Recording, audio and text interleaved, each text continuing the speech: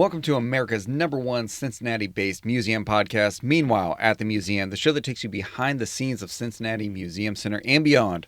Over there on the ones and twos, we have our producer, Magic Mitch. Hey. I'm your host, Cody Hefner. Today's guests, you've seen their work in Barbie, a cultural icon, Pompeii, Julia Child, A Recipe for Life. Those are just the last three. Oh, yeah.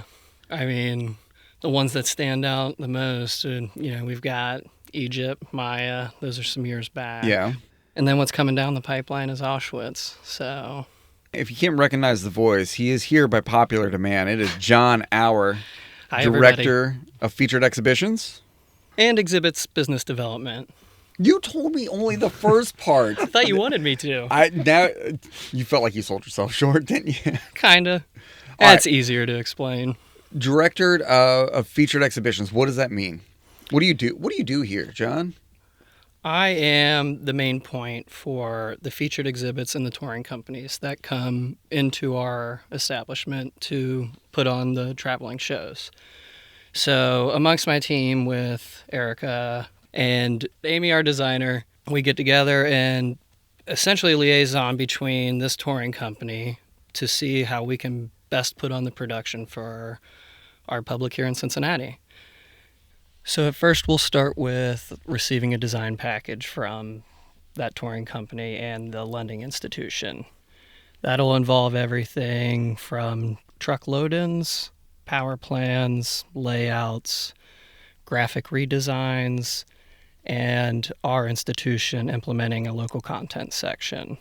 And then it'll carry through the strike of the show as well. It's not often that people will see the same exhibition in multiple cities because these exhibitions do travel. It's not like they just kind of leapfrog across the country. It'll go from Cincinnati to Seattle to San Antonio to San Francisco to New. It is dictated by individual museum schedules, but sometimes people will say, oh, I saw that exhibition when it was in Chicago, or I saw it when it was in Philadelphia or something like that. But what's unique is each museum space is different. Mm-hmm. So when you see an exhibition or you see photos or you see a layout, that's the layout in a particular museum. Yeah. You have to tailor that to our space, right? Yeah. Imagine an exhibit production company. They would be asked to produce a traveling exhibit for a museum or a private company to tour the nation or the world. And to your point exactly, what they do is create their most standard layout. It includes all the stories they want to tell in the way that they want to tell them. They'll put it in just like a square or a Yeah, rectangle. you get or a something rectangle. Like that. Yeah. But here at Union Terminal, we're a historic building. We're blessed with large gallery spaces, but it doesn't always suit the original needs of those shows. So a lot of the heavy lifting that we do in exhibits is figuring out how to tell that story and give credence to all the subject matter, all the people that story is about, to keep them sort of on that pedestal that shows the world why this story is important. But it requires us to move things around, change things, change sometimes the way the story is told. For example, exhibits are usually kind of carved up into galleries within the space. And it may happen here or another venue where a gallery has to be split between two spaces, or it turns a corner where it wasn't originally designed to or intended to. Correct.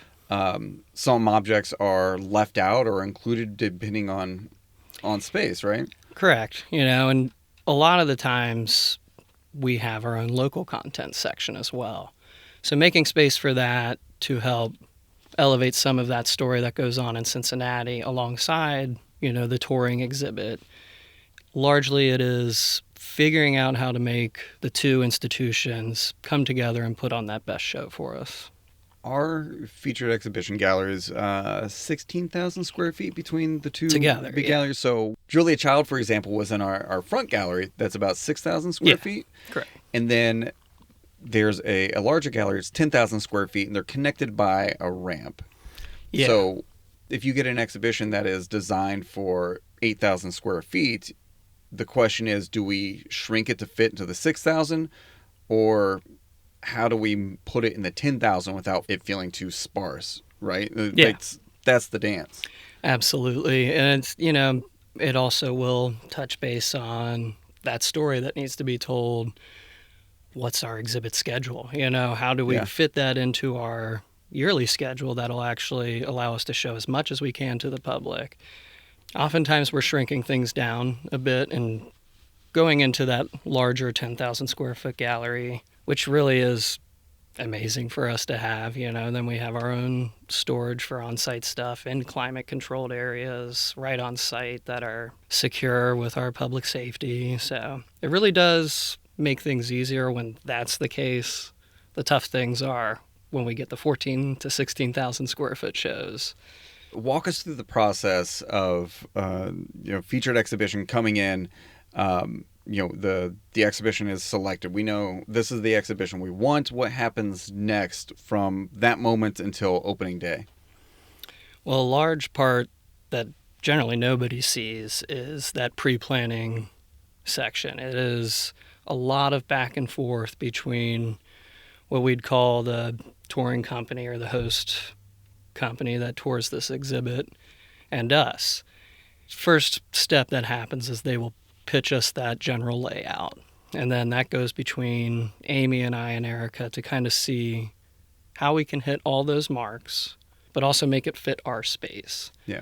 A lot of the times on the smaller shows, they give us a layout that uses all 10,000 square feet, and it makes for an odd show to walk through. You almost feel like you're walking through a hangar. So we end up using, our temporary wall system, and we'll set up, I think for Barbie, it was 85 walls we set up. Wow. To really create a pathway and like a timeline that you can follow through as you go through this show. Yeah. Because exhibitions, they're stories. It's storytelling, it's scripting, and I think that's something that people don't think of or realize, that when someone thinks of an exhibition, it's not, let's just collect a bunch of cool stuff to look at and throw it all together. There has to be this storyline that goes through. Mm-hmm. And if you just turn people loose in an open gallery, they're going from page 1 to page 22 to page 14 to page 108. And that's all that pre-planning process of this. You get a sort of layout together. You figure out what can and cannot work. So, that goes back and forth. Then graphics go back and forth between our designers, Amy and Aaron. They're great, by the way. Then it would be, during that process, we start to see the tour manager. And that's the actual rep from this touring company that will come on site and be, for an easy term, let's call it a foreman. Mm-hmm. Somebody who's going to dictate what is the procedure to get this all set up. And then that's where I come in. Primarily when the show is getting set up, I'm that main liaison between that person. So I bring to the table the plan from our team, any equipment needed. That'd be lighting, rigging, forklifts and scissors, the fun stuff. The things that I am expressly not allowed to. I'm not allowed to even train on it. I'm the trainer now. Are you? Yeah. So we can come up with a good reason, Which equipment would you put me on first? I mean, they're all equally dangerous. So now you're rethinking it, right? Nah, what you're comfortable with and figure out what you need it for. I mean, you probably have engineering hang your banners and stuff, don't you? Yeah. Yeah, but hey, listen, I put the elevator we'll signs get you up there myself. Cody's been doing a lot of wall clings lately. Been doing a lot of wall clings. I have seen that, Listen, it's a lot easier when they're vertical than when they're horizontal. That is a nightmare. Yeah. I didn't know this. Trial and error. You put up that IMAX one in the Avenue. That was good. That's a good one, man. Yeah, was that so? Is that the Dolphins one? Yeah, it's Dolphins right now. But the first one I did was T-Rex, and I just measured the space, and the space was 1.5 inches wider than they can print in one sheet. Uh-huh. And they just. I was like, I need this fast. And they said, did they print you a sliver? No, they printed it in 2 separate pieces. And I hung it, and then I hung the other one because you're hanging it from the top. And it's just like dead space. It's just black. And I start to go down and realize it's not like they print this thing, they cut it in half, they overlap it a little bit. That's not how I was hanging it. Little repeating image there. Oh, it was. And so you do it at the top, and that's when you also realize the walls in the building are not all square. It's might be a little more narrow at the top than it is at the bottom, or the ceiling might be just a little tweaked. And so you got about halfway down, and the letters started to not sync up. And that's where you walk backwards and you squint your eyes and be like, can you tell? It's all right. Now we do it in one piece. They say, if you did it 1 inch narrower, we can print it in one sheet. I'm like, oh my God. Wish you would have told me prior, guys. No, you mentioned that, and I forget sometimes how lucky we are here with our exhibits team. I mean, I've briefly mentioned some of the people and the processes that go on to put this on, but I mean, aside from that, the other people touching all these projects, our mount maker, you got Dave, who's amazing at everything he does and touches. He's an amazing artist and taxidermist and sculptor. Mark Staubitz, I mean, my AV whiz our AV guru. I mean, the best way I heard him described was exceptionally qualified AV. So always all the confidence in the world, and he's one of those people where if he doesn't know it all the way, but he's interested, he takes it on, and you don't get somebody's first take on it, you get museum quality take on it. And so he's amazing to have. And then you got Tim to round out the entire show with his lighting, and it literally makes all the difference in the world when he comes in. It's talk about elevating a show. Lighting it's a bad pun, but it's night and day. I mean, truly, if you see, there are house lights where you just blast everything up for cleaning and stuff like that, or repairs, things like that. And then you have show lighting, basically for the guest. It is a completely different experience. It's incredible. Like, Tim has a degree in sculpture or something, or fine art. I think his minor is sculpture, and then he went and studied lighting. Insane. After. No, featured exhibits world is my title, but I mean, I don't want to say we're such a small department, but let's call it family style. It means I touch permanent exhibits as well. We went through and did a lot of updates in children's recently. Part of that was moving from fluorescent tube lights, which for some reason was, how it operated. Yeah. I can understand kids' light, you want a lot of it. He converted it all to theater lighting, and it has completely changed that space. It is amazing what he's done in there. That's just hard to think of, to change the lighting in an entire museum, in the entire children's museum. We were lucky that it was set up for it. Yeah. But it just never, I don't know if it was a restoration thing or anything. It's just one of those things that gets pushed down the priority list as other things jump up. But we've got it now. So very nice in there. You mentioned graphics, and depending on what people do and don't know about featured exhibitions, a lot of people think these come in and it's like you pull the string and it just pops up. That it's very cookie cutter in the way, because these exhibits do need to be adaptable to multiple museums, because if you're a company developing these, you're not saying, all right, we want to send it to these 5 museums, but you talked about scheduling. We may say our exhibit schedule is booked until 2028. Yeah, they'd love to have it, but in 3 years, 4 years. So they need to be very adaptable, and graphics come into that as well, because they have an idea of what the graphic package needs to look like. But if you're adding temporary walls to extend certain galleries or to move the flow differently, now you have different space that needs graphics on it. And so the skill of Amy and Aaron to take those graphics, and you're essentially playing in someone else's sandbox and adapting to that, is really impressive. Exactly that. The fact that they can jump from so many different projects as well and handle it all is mainly what I like to tip my hat to. In my head, specialty role, which is designer, graphic designer, model maker, lighting, or AV.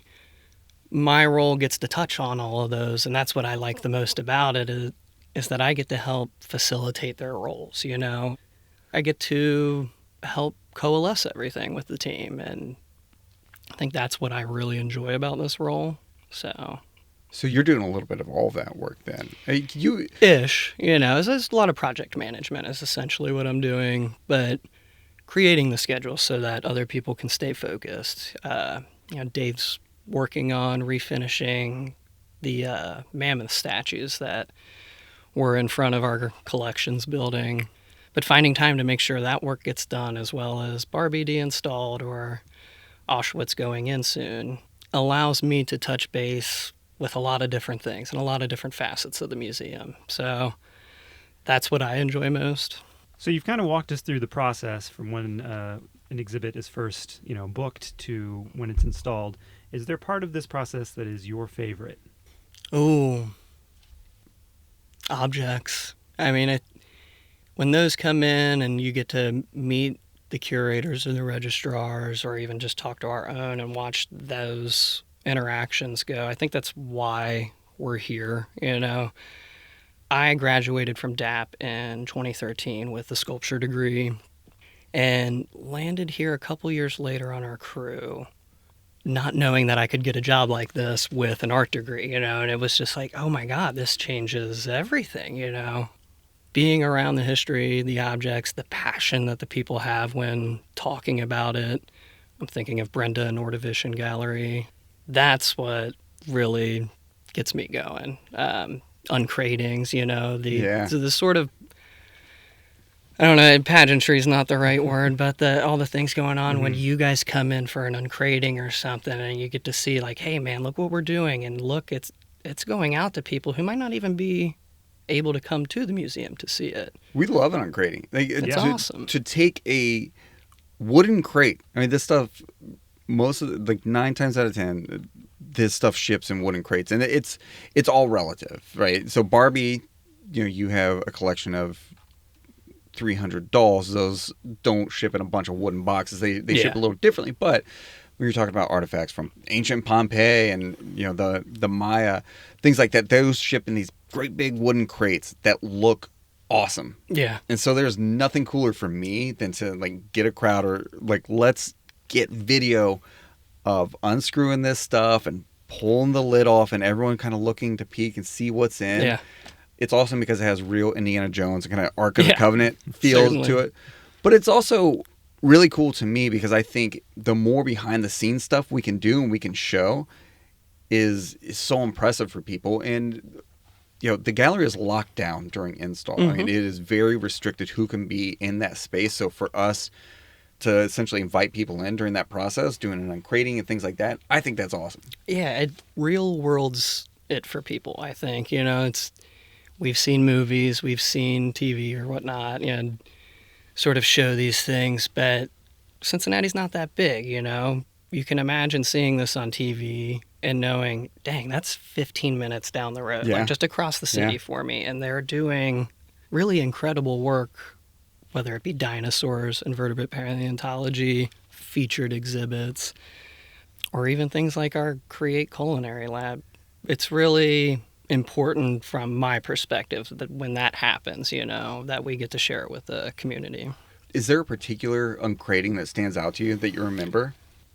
Well, Pompeii stands out, but so I think my favorite uncrating was not actually a media uncrating, but it was for the Maya show that we had done, I think, just before COVID. The object in question is this 1,500-year-old massive sculpture it's a man dressed as a jaguar in a pose that you would see a jaguar. So he's stretched out on all fours.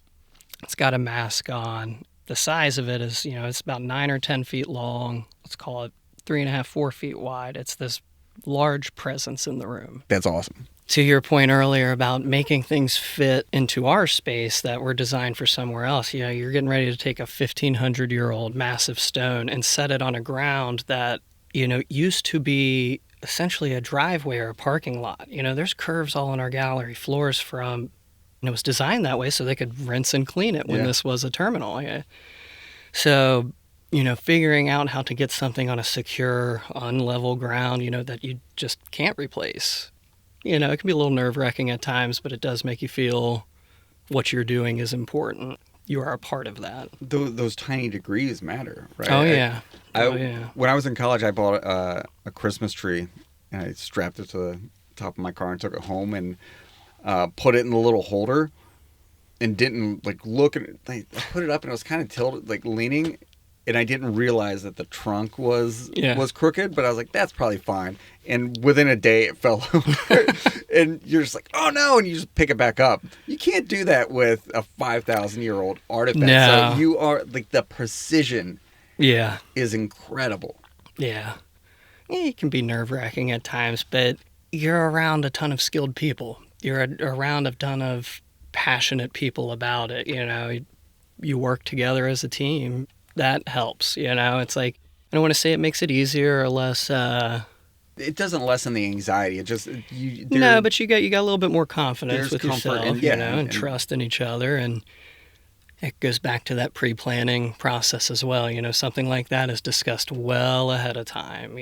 And our team will design the solutions for it so that when they show up, we're confident in our solution. I'm coming back to that for a second. Mitch, do you have a favorite artifact on crating? It's got to be the Buzz Aldrin helmet and gloves. Yeah, that's pretty cool. That's good. Destination Moon in 2019. I'm glad you brought that up. That was a show. Sometimes they'll say, yeah, we'll uncrate this thing. You're like, do we get to pick what it is? Like, no, this is what you get. And we're like, oh, okay. But the process is still very cool. Yeah. Even though there have been times where I'm like, all right, the object is not the one I would have picked. So yeah, the Buzz Aldrin helmet and gloves, I couldn't believe that's the one they were going to let us do. I think I was still production manager at that time for that show. Really? Yeah, but for anybody who's listening that doesn't know, that was sites toured that across the country. The Smithsonian, yeah. The Smithsonian.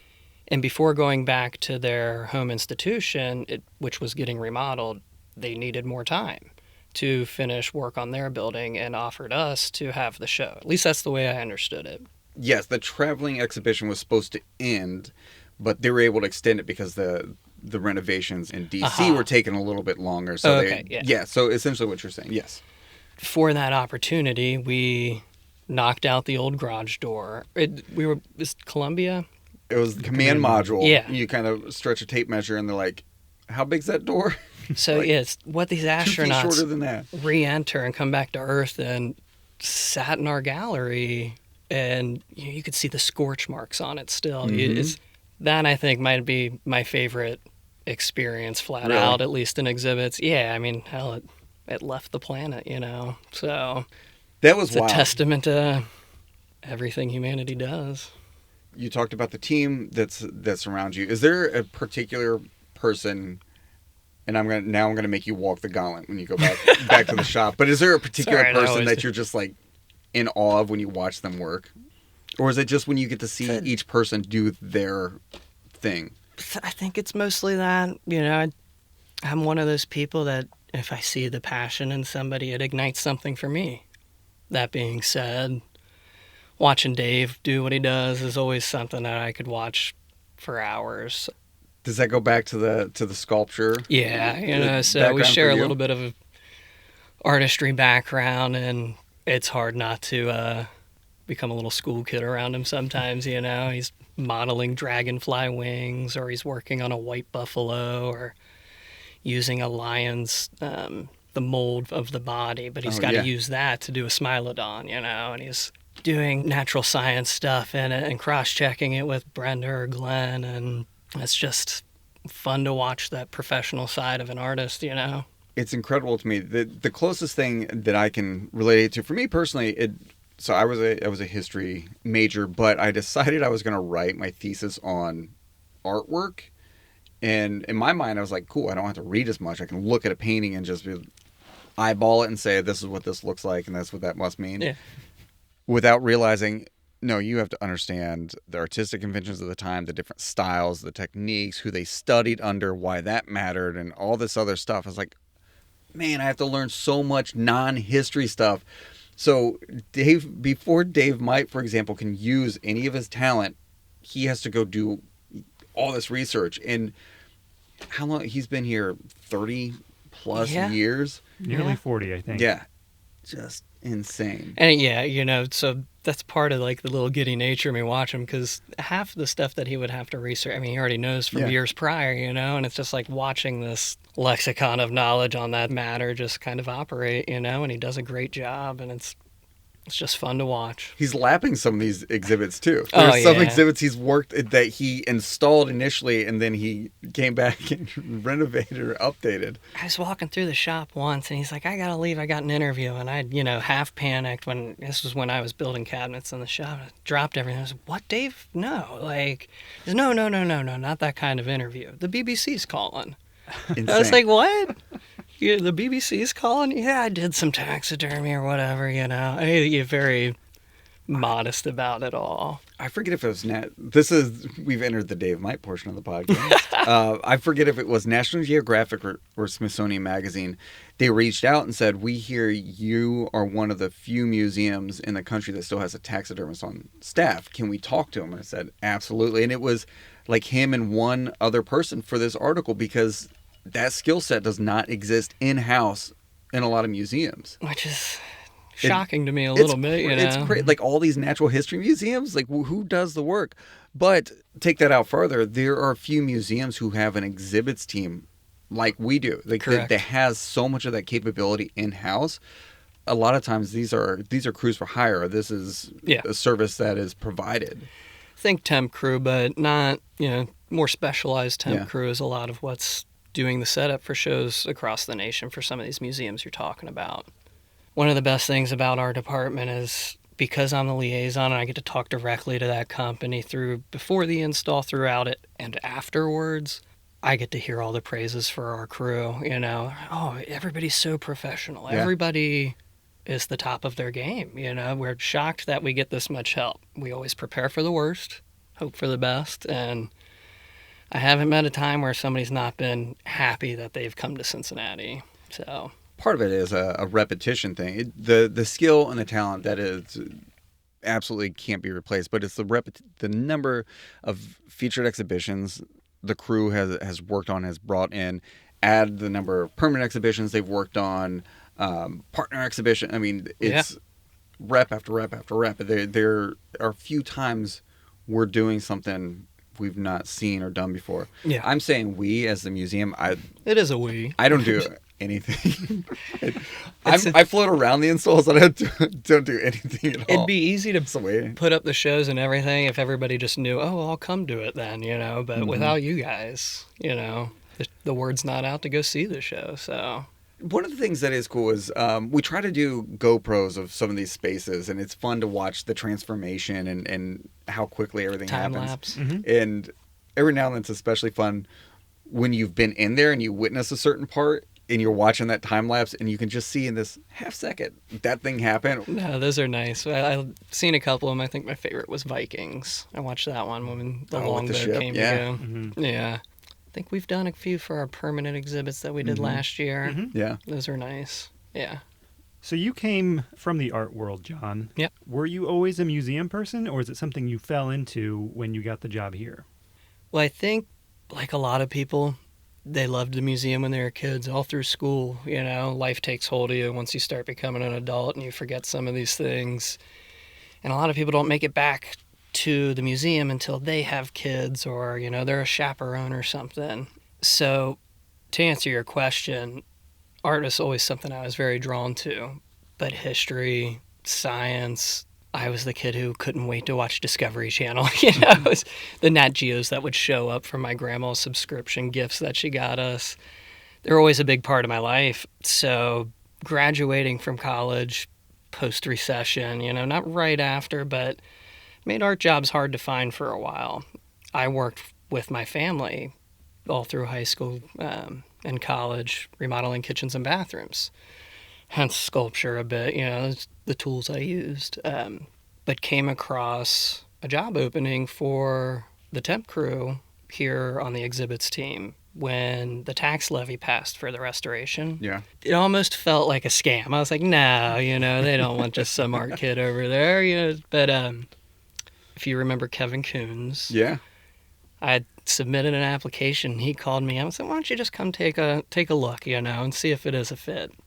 And I think it took all of 4 or 5 minutes before I was like, that's where I want to be.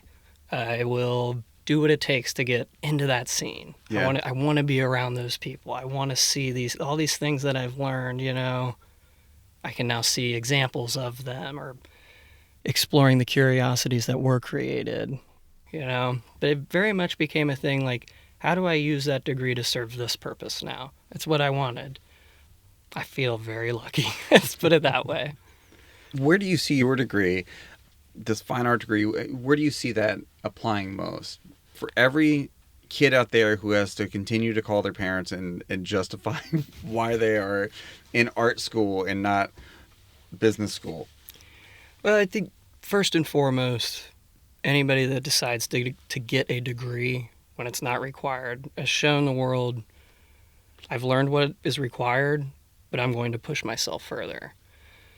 That in itself is recognized, I think, by folks. When it comes to art and here at the museum, I think it's especially for exhibits at least, it is a care and passion for the finished product. It's what you are putting out to the world.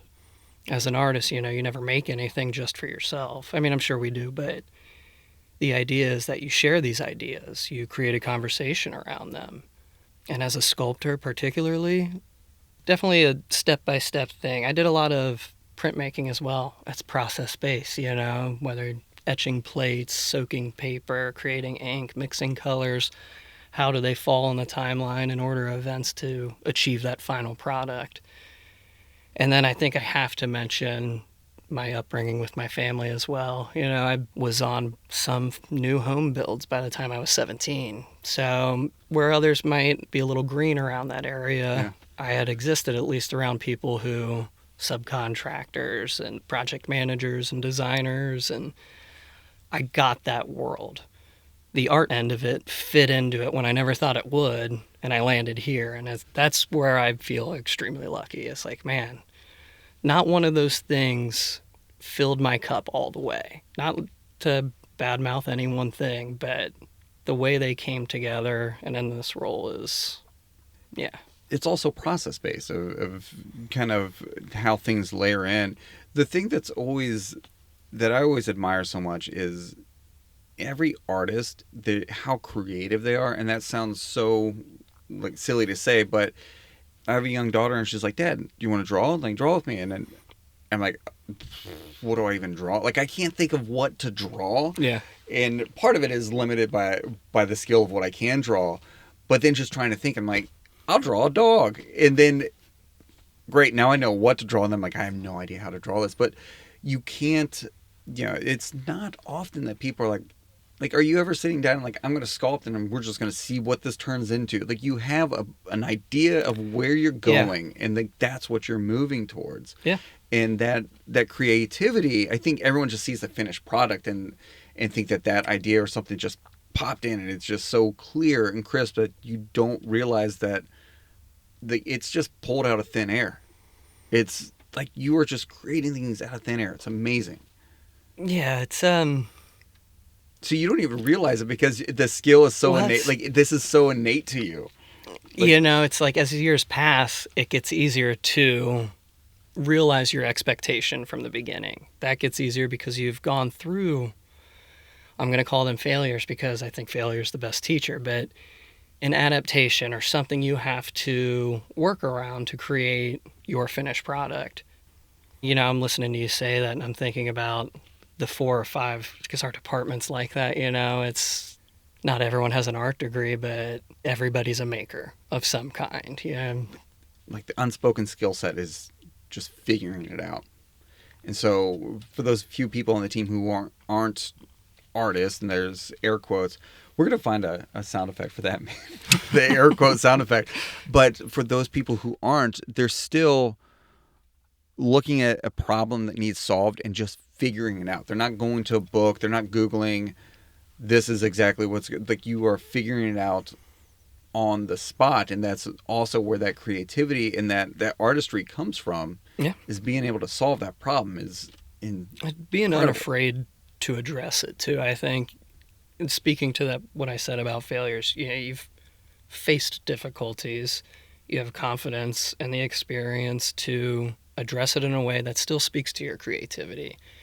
That's, you know, it's the first time I thought about this in a while, it is pretty amazing. It's so cool because the dynamic on the exhibits team here is so wonderful and it's so unique because there is no, like, yes, there is, oh, did you see the program that Mark designed, or it doesn't hymns lining look beautiful, but everything is such a collective effort. Yeah. That if you don't know those things, you don't know who's responsible for this or that. So when it comes to figuring out a problem, everyone's in on it because it's not like, fine, well, John's just going to have to figure it out himself. If he's going to have to fail on his own or succeed on his own. This has to succeed. Let's all I think we jump in on this. We all know that we thrive together. It's as simple as that.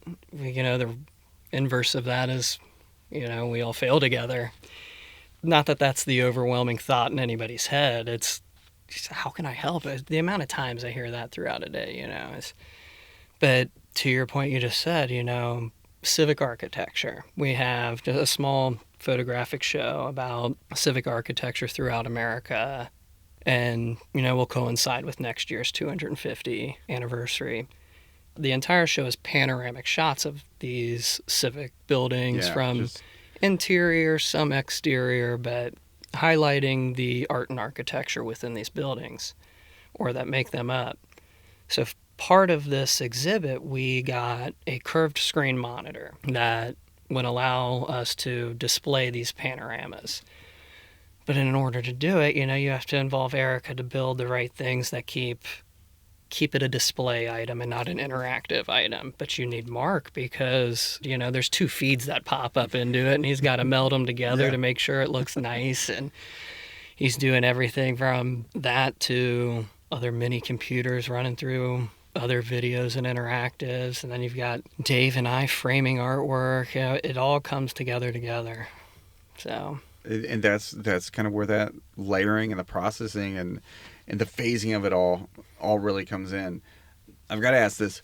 Do you have a sculpture that you are most proud of that you've created? Just describe it for us. Well, I used to do a lot of figure work. At the time, I very much liked Egon Schiele. I don't doubt you guys can put a artwork to him right now. Okay. But, I was the type of person that I would create 10 to 15 sketches, and I'd build a sculpture on paper prior because, a lot of college students, you don't got no money. So it was creating work in theory almost until you got it all hammered out and you're willing to spend your $400 on all your materials and crank stuff out. So I think that going back, that would be the most proud I was because it was a body of work that I had done. Some years ago, though. As a trained sculptor, how do you feel about chainsaw sculptors? The guys who are carving up wood into bears and stuff. I mean, Trout. Sculpture's funny because where a picture can be hung on a wall, sculptures require real estate. And that's sort of like in somebody's home or something. That's sort of always been in the back of my mind. So you won't see me buying a wooden sculpture like that. That being said, I will not knock anybody's passion for creating what they create. I love it all. It's if you can devote time and energy to something that you're willing to share with other people, kudos to you. Have you ever thought about sculpting in the butter medium? The Ohio State Fair is going on at the time of this recording. That wouldn't work about that is my unquenchable thirst for butter. I don't know. God, my family's like, geez, Dad, easy does it. I'm like, yeah. Is that icing? No, it's not that bad, people. But, I'd probably just rather find some banana bread and slap some on there. No, I've always cow tail and butter some bread. Sculpture's always mixed media things for me. I always liked to reflect on the socioeconomics of myself and what I grew up knowing. Small middle-class family, lower middle-class family, and always worked in very nice homes and stuff. And all the art that I made was refuse from tear-outs or leftover scrap material. and then hope I could buy what else I needed. And a lot of times that meant this amalgamation of just different materials that I had to figure out how to make work in color, work in texture, materiality, all those things. And that was a big thing for me, because then those things in themselves show the socioeconomics. So creating figure work out of that was just a easy approach for anybody to walk up to, understand what it's made out of, and, just reflect from that. Art for me has always kind of been tough because not all, but at least in later college, a lot of the conversations get so heady that it's like, who are we making this for? Yeah. I'm in an echo chamber. Those who succeed do better at solving that problem. And I don't want to take away from anybody whatsoever, but, that's why I sat in that world, I didn't try to get too conceptual. It just makes it hard for... My grading rubric was, can my dad get it? Yeah. That's great, though. But I thought that was important, because why change the people who already know the conversation? And you're not going to change anything, but show a different side to those who don't get to see it. I mean, I had the same experience when I was in grad school for history. You were talking in circles. You were bickering about things that were so beyond what people outside that room would care about or needed to understand. Like you got so far away from the storytelling of history and things like that I was like, I don't want to study history and write history for everyone else in the room. I want to tell stories and people to think this stuff is fascinating and interesting and to learn from it, not to like nitpick and break it apart. And that's the thing about art that can be a challenge for people sometimes is I think it's intimidating for people because they're like, how do I understand art? How do I read art? How am I supposed to look at this painting? And people can get really in their head as they're doing it. You get all these conversations about this composition, and some people are like, it's just a really pretty picture of a field. Yeah. It's... If that's what brings you joy about it, success. I'm all with it. As from the artist's perspective, you use that to slowly introduce that conversation that you want to have. It doesn't have to be that highbrow or anything. You let the entry point be the entry point for that person and help, show a path, ignite a passion for it. That's the vibe I carry into exhibits. It's watching people go through some of our stuff and the kids flip out over X, Y, or Z, just... Actually, seeing kids get excited for the fossils in Ordovision's my favorite. If you haven't been able to tell Ordovision's a beautiful gallery. It is. It is a beautiful gallery without even looking at the content. The design of it. Yeah. It's seeing other people's passion ignite for those things, even if it's fleeting, it's what I live for on that sort of... from that flowery angle of how you love your job and whatnot. Exactly what you're talking about.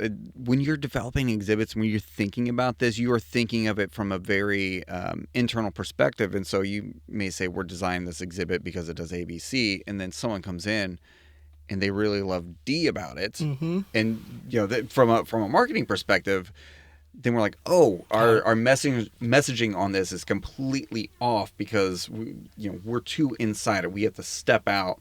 And sometimes you're like, hey, do you want to come see something really cool? And people are like, yeah. I'm like, we got it.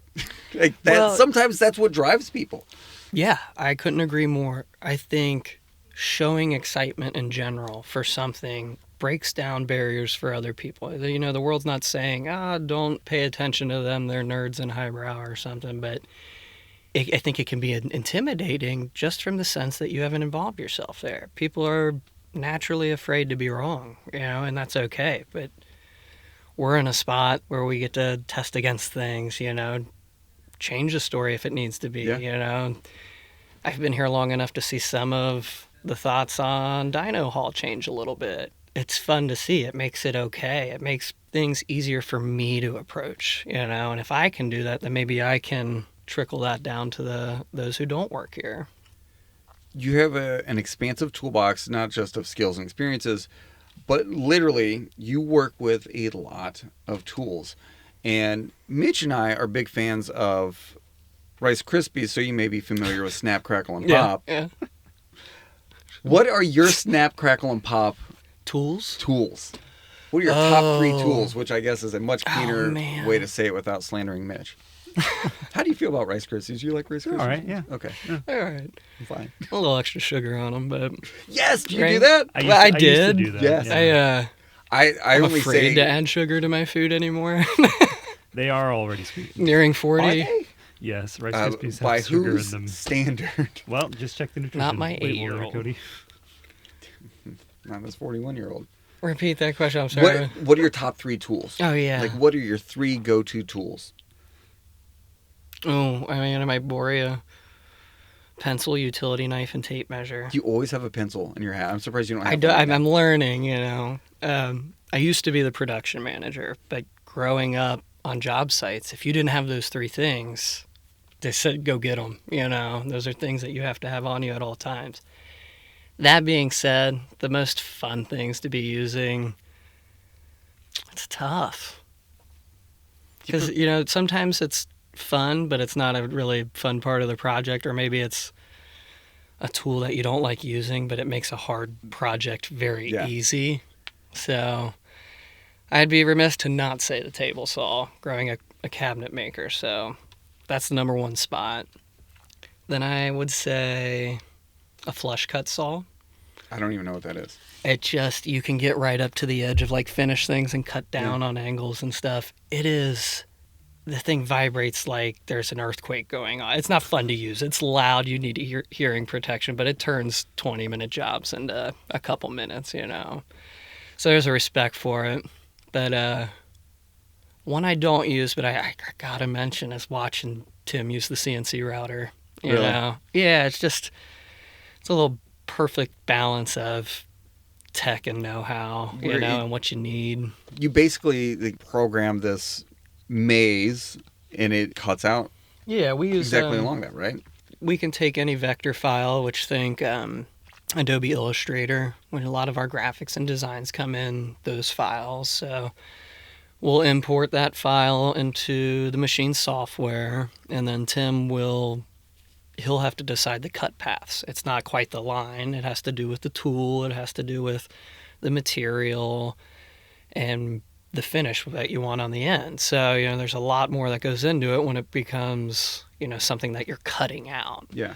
But it's a massive machine that, like, you know, there's a giant vacuum that holds this piece of wood down, you know, and this massive router bit's going through it. That thing doesn't move at all. It's a pretty amazing piece of machine to be watching. I remember when we got it, and it was big news for Yeah. the music. We got this in like 2016, 2017. It was a big deal, and it started to be like, it was kind of a combination. Like, the crew was like, if anyone has anything they need, so we can sort of like practice let's with get it. into it, yeah. But also, like, it was a new toy that everyone got to play with, and I was like, I have no idea what this is. I can't say how much of big news, but it's been good for other museums as well. You know, we get requests for, sometimes in the business development side of things, is just people requesting labor from our team and our exhibit services. So we've used that CNC router to produce for Taft, other museums throughout the city, and then elsewhere as well. So it's fun just to see other people, what they're doing and what we can provide for them with it as well. I got to ask you 3 questions before we let you go. What exhibit would you create? I mean, we're talking about traveling exhibitions. If you could design your own exhibition, what would it be? Oh, I've always been fascinated with space. I think, you know, I don't know what the size would be, but I think if you could get a traveling exhibit, that, what was that mission to Mars? What does that take from control, mission control, or the planning, even fundraising, you know, because that's not an easy thing to do, all the way to what does life look like when you get there? Yeah. I think that's something that a lot of people are actually interested in, and it creates a bit of passion about them. That's true. That backstory is fascinating. If you could trade roles with anyone in the museum, for a day, who would you pick? What role would you pick? It's tough. Maybe Anne Kling. Really? Yeah. She monitors all of Gaia, right? All of collections, yeah. Yeah, kind of easy one then. Yeah, Overall and claim. collections, like database manager. Yeah. Just to be, I would miss aspects of this, but for one day, oh God, to be lost in that building would be a Just blast. like the tangible Cincinnati Museum Center Wikipedia rabbit holes. Encyclopedia for those who still remember. Finally, if you had a walk-up song, what would it be? A walk-up song. What sport are we playing? No, not important. Not I important. don't know. That's tough. I imagine just listening to like Morning Edition as I walked up wouldn't be enough. Oh man. John comes up the bat and it's just I'm the Diane intro to Reeves. No. All Things Considered. Maybe Devil's Haircut by Beck. That one's Really? a recent play. All right. I'll go with that one. For anyone who's not met John or has not seen John, the way I would describe him, if someone said, "Hey, I'm supposed to meet John Auer, who am I looking for?" I'd say, look for the skateboarder who works at a museum, who works in a museum. The former skateboarder. If you could marry those two, go find that person. Right? Oh, yeah, Mitch? yeah. I think that would lead them right. Yeah. Those were my people. Hey, It was Mitch, my comfort zone. John has such a cool, laid back vibe to him. Like Oh, thanks, man. these high stress. It doesn't always feel installs and that way. everything. You're just always cool, always ready to help. I will say, one thing that's never lost is a team effort, and I try to do that as much as I feel like my most close coworkers can see through the veil sometimes, but that's how you kind of keep the team together, or at least, yeah. It's always tight. It's always, yeah. You've always got it together. And Well, thank you. listen, if don't just listen to John tell us about this. Come see all these things for yourself. Come see the handiwork for yourself. The next time there's a featured exhibition, John mentioned Auschwitz not long ago, not far away. That's coming up this October. It's going to run through April 2026. Just another reason to visit Cincinnati Museum Center. So while we thank you for listening, we really love you to come see this stuff in person for yourself. John, thanks for joining us. Thank you guys. Really Mitch. appreciate it. If you enjoyed this episode, please rate, review, and subscribe. If you have any questions, comments, or you just want to tell us how much you love the show, email us at meanwhile@cincymuseum.org. Thanks for listening. We'll catch you next time.